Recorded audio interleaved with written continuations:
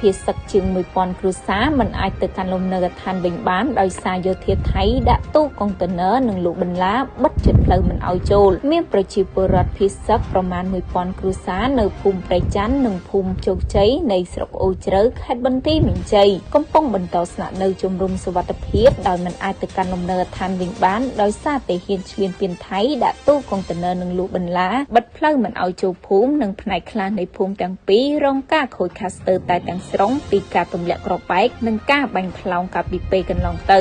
នេះបើតាមការបញ្ជាក់របស់អាជ្ញាធរដែនដីប្រាប់ពីទីភ្នាក់ងារសារព័ត៌មានកម្ពុជា AKP អំឡុងពេលចុះផ្តិតយុទ្ធភាពជនភាសឹកទាំងនេះនៅមណ្ឌលសុវត្ថិភាពវត្តច័ន្ទស៊ីសាមគ្គីរតនរាមស្ថិតនៅឃុំគោបស្រុកអូជ្រៅខេត្តបន្ទាយមានជ័យកាលពីរសៀលថ្ងៃទី4ខែមករាឆ្នាំ2025ក្រសួងមហាផ្ទៃបានឲ្យដឹងថាគិតចាប់ពីម៉ោង1រសៀលដល់ម៉ោង6ល្ងាចនៅថ្ងៃទី4ខែមករាឆ្នាំ2026នេះមានជនភាសឹកចំនួន 25,407 នាក់បន្ថែមទៀតបានបន្តវិលត្រឡប់ទៅលំនៅដ្ឋានវិញដូច្នេះក្នុងចំណោមជនភាសឹកសរុប